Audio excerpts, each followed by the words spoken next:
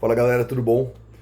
Consegui parar agora pra gente retomar um assunto que veio mais cedo e achei muito legal assim o relato da Fran, da Renata, é, falando sobre como perceberam que com o passar do tempo o físico foi encontrando maiores dificuldades.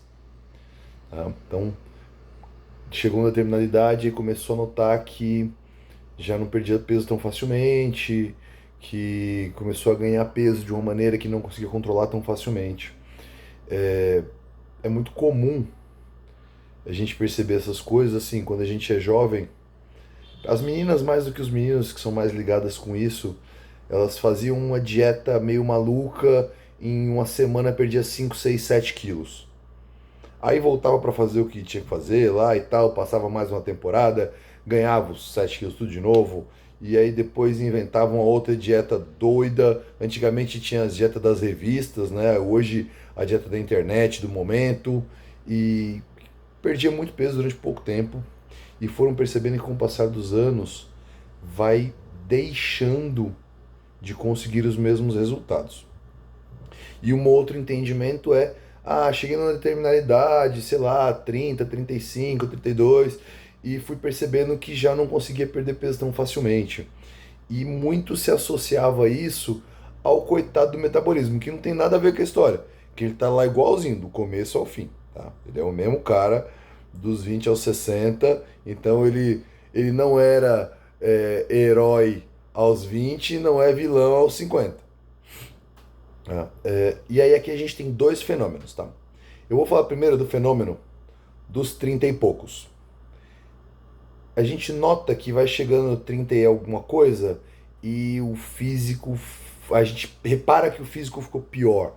A gente ganhou peso, a gente outras coisas, mas a gente não associa isso, que normalmente nessa idade é uma idade em que a gente dá uma alinhada na vida, né?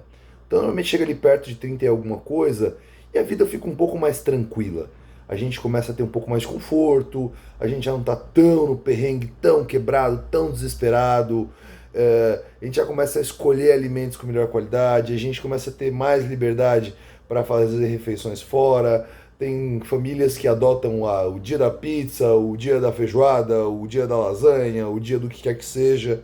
Então, esses hábitos, junto com uma rotina que a gente também vai desacelerando, já não vai para academia com tanto empenho, já não vai com tanta frequência, aquele treino que antes era de matar, de arrasar, hoje é um treino só legal e ok. Antes a pessoa se matava de fazer cardio e hoje o cardio fica só lá olhando a bicicleta de longe.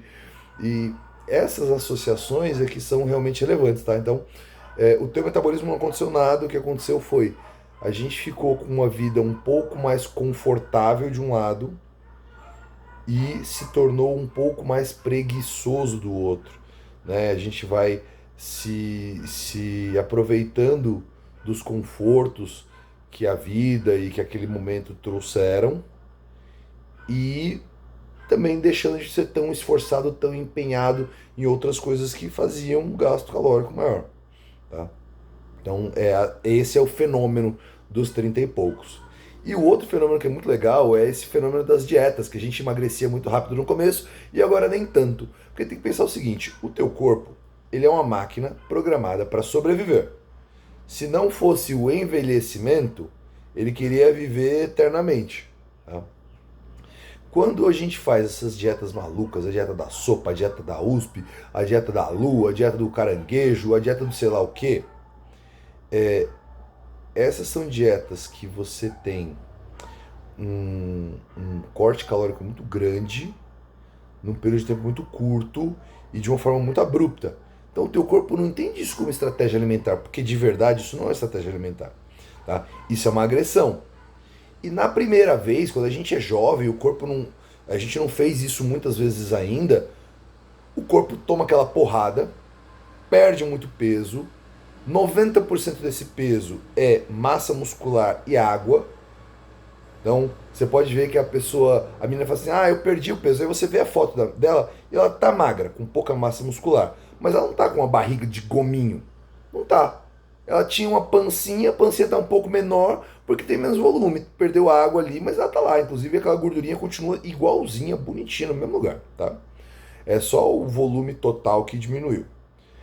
Na segunda vez que você faz, na primeira vez você perdeu 10 quilos. Na segunda vez que você faz isso, você já não perdeu 10, você perdeu 7. Mas beleza, 7 já te basta. Na terceira vez que você faz isso, você perde 3 e você já achou que alguma coisa não foi bem. Na quarta vez, você perde meio quilo. E aí você já entendeu que alguma coisa está indo errado. E você acha que você não fez a dieta direito, que a dieta não está certa, ou que ali o metabolismo já não está te ajudando. Quando na verdade só é o teu corpo entendendo que na primeira vez que tomou aquela porrada ele foi agredido. Então ele precisa criar um mecanismo de defesa. Da segunda vez, ele mais rapidamente aciona aquele mecanismo de defesa e vai desacelerando ou desligando outras atividades, outros componentes do teu corpo para manter você vivo. Tá? Então, imagina, por exemplo, se você está numa estrada e você sabe que tem um posto em 100 quilômetros. E você olha na autonomia do seu carro e ele diz que você tem 110 quilômetros de autonomia. O que você faz? Você acelera, tem com o pau no carro, chega lá no posto, tem 10 quilômetros de autonomia, abastece e vai embora. Se você olhou, viu que tem 110 quilômetros de autonomia e não faz a menor ideia de se você vai ter um posto no meio do caminho ou não, você liga um alerta. Assim, bom, passar por um posto e precisa abastecer. Se chegou 50 quilômetros e você não chegou no posto, você abre a janela de desligar o ar-condicionado. Chegou em 40 quilômetros e você não tem no posto, você já começa a considerar nas descidas colocar o carro na banguela. Isso é o quê? Você vai desligando coisas que você entende que gastam combustível para tentar manter a vida do carro por mais tempo. Teu corpo é igualzinho. Ele vai fazendo escolhas e vai desacelerando ou desligando determinados componentes para tentar diminuir o estrago daquela agressão que você impôs a ele. Então ele não sabe quanto tempo você vai fazer essa maluquice. E por conta disso, ele vai fazer o quê? Ele vai se proteger. Na primeira vez ele não teve a chance de se proteger. Então você deu uma porrada e ele perdeu os 10 quilos. Na segunda, quando ele entendeu mais ou menos que você estava naquilo ali, ele começou a desligar tudo pelo caminho e você perdeu menos, 7 quilos. Na terceira, na hora que você começou ali aquele negócio que ele entendeu que você botou aquele plano maluco em prática, ele começa a desligar tudo, aí você perdeu muito menos, 2, 3. Da quarta vez que você implanta, o teu corpo já entendeu os gatilhos. Você começou a maluquice, ele já desliga tudo e fala, não vai.